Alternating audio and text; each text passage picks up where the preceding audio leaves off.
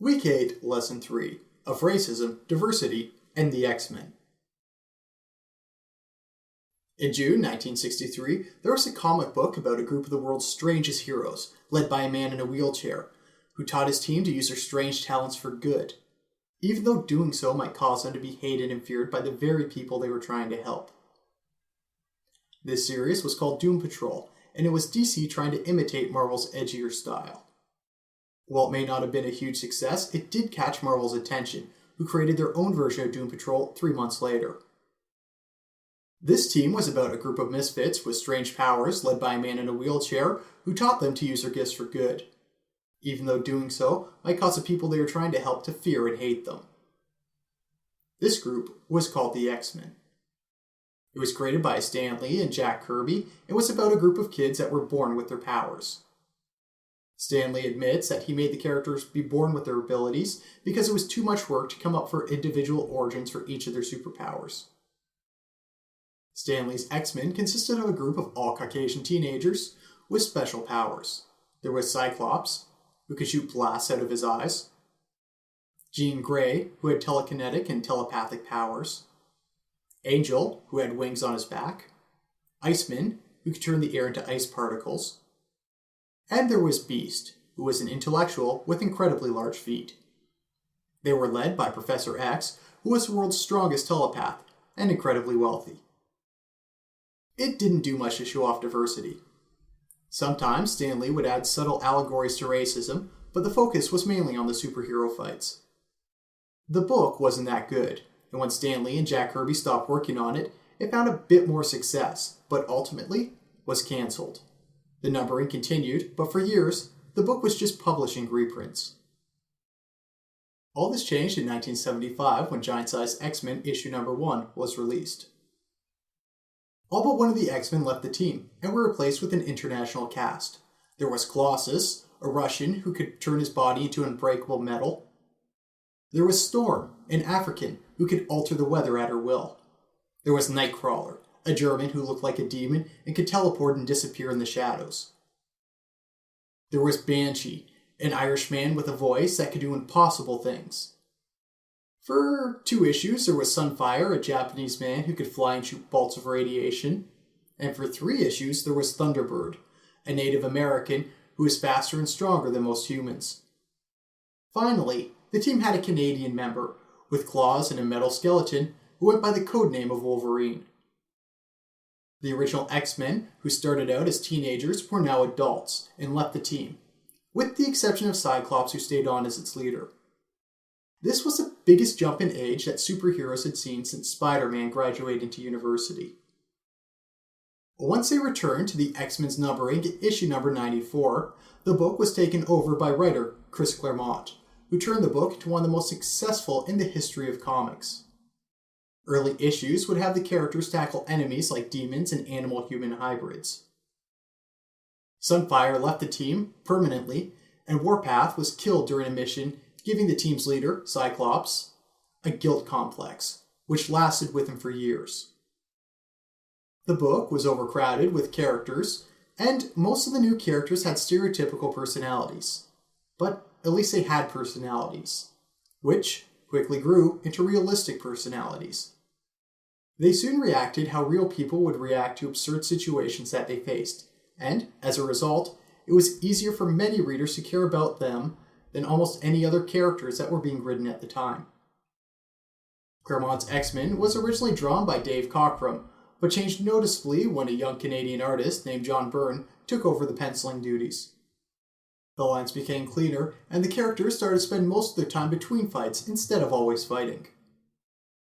Things were changed up, Jean Grey returned to the team, but this time she went from being the weakest member of the team to becoming the strongest one. The rise of Jean Grey from minor hero to cosmic level power wielder was a character arc that took years to complete. This was another change the book did.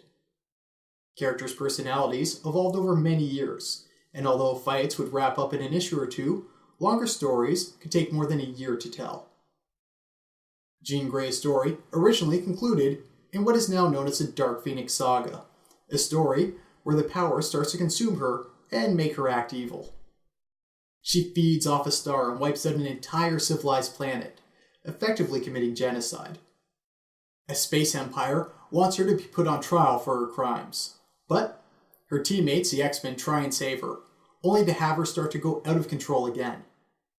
September 1980, X-Men, issue 137, instead of becoming a power-hungry genocidal creature known as the Phoenix, Jean Grey takes her own life. Happening roughly a decade after the death of Gwen Stacy, the death of Jean Grey was another huge moment in comics. She stayed dead for many years until the X-Men became even more popular and editorial mandates brought her back to life in January 1985. This is the first time a major character that was thought dead for years was brought back to life and stayed that way for decades. Jean Grey's resurrection is what destroyed death in superhero comics. Before her, it was rare that someone was killed, but if they were, they would stay dead. The success of her return led to dozens of other previously killed characters returning from the dead. We're just going to take a quick look here at writer Chris Claremont before we continue with the X-Men. Chris Claremont was born in 1950 in London, England. He moved to the United States at a young age and grew up reading comics. He's Jewish on his mother's side, in case you were wondering. Like Stan Lee, he starred as an assistant at Marvel, and was even credited with assisting the plot in X-Men issue number 59. Since Claremont started writing the X-Men, the complexities he added to the characters, and the rewriting of their past made the superheroes seem less like modern myths and more like soap operas. The comics were still fun to read and well written, but the tone and consequences took on an entirely new feel. Storm was another important character in the title. Out of all the new characters created for the book, she was the one with the most characterization. She was a fun-loving individual who knew that the world was a harsh and dangerous place. She had claustrophobia and a secret history as a thief back when she was a kid in Egypt. When Byrne eventually left the book, the series started to focus more and more on her until she almost took over the entire series.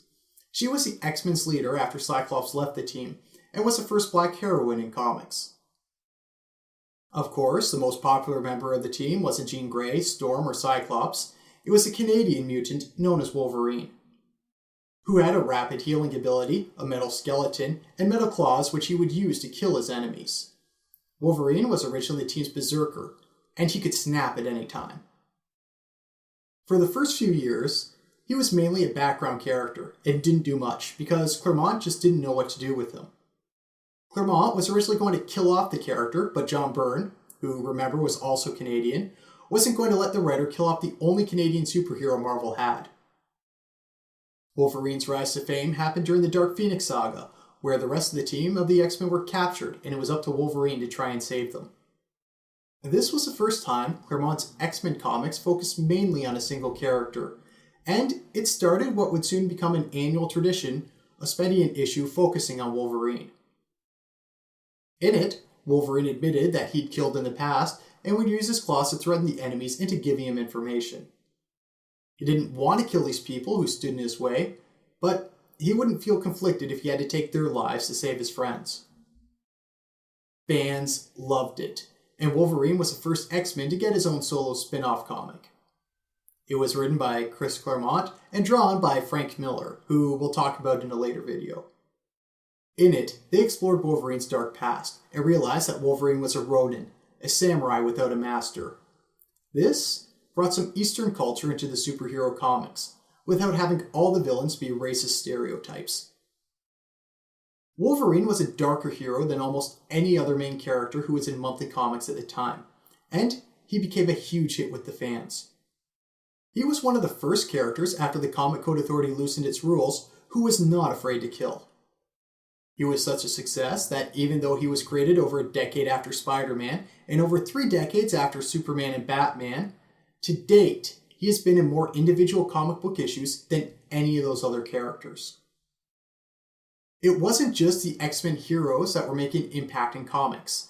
The X-Men's main villain went from being a stereotypical power-hungry madman to being one of the most complex characters in entertainment. When Stan Lee invented Magneto, the character's goal was just to take over the world. He could not only control magnetic energies, but he was also a telepath, just like Professor Xavier was. The latter power was quickly dropped, but he was still a large enough threat that it would take the entire team of X-Men to defeat him. The character was eventually turned into a baby and forgotten for many years. During Claremont's run on the X-Men, Magneto was re-aged into an adult at the height of his powers. His backstory was revealed, and it turned out that as a young kid, Magneto was a Holocaust survivor and knows what evil men are capable of. He knows that's possible for people to be afraid and round up and kill groups just because they're different.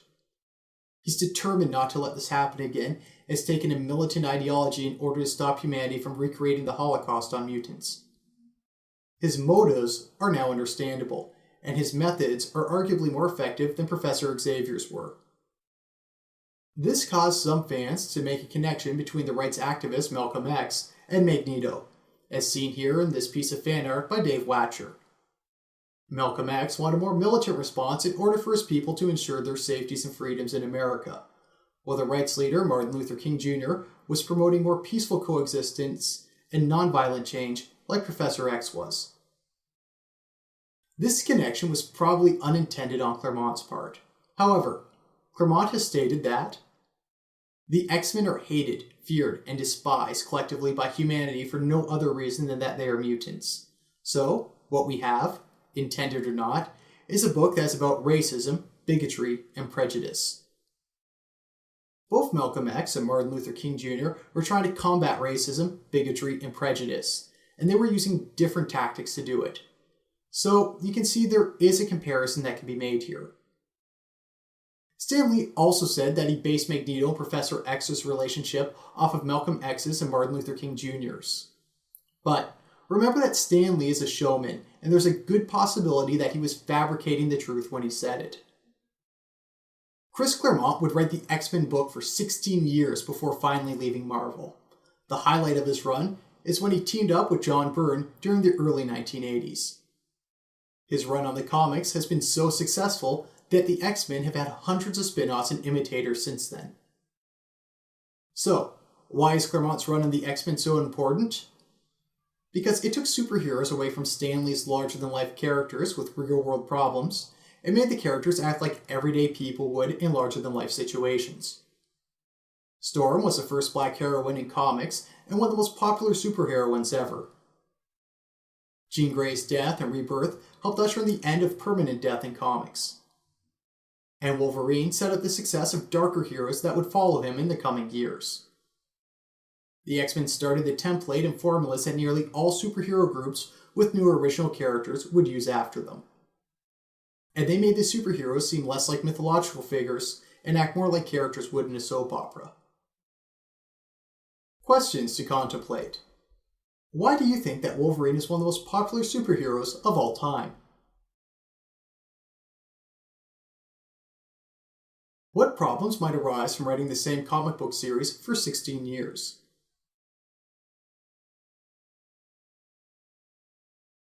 How would you try and keep a series constantly interesting during that entire 16 years?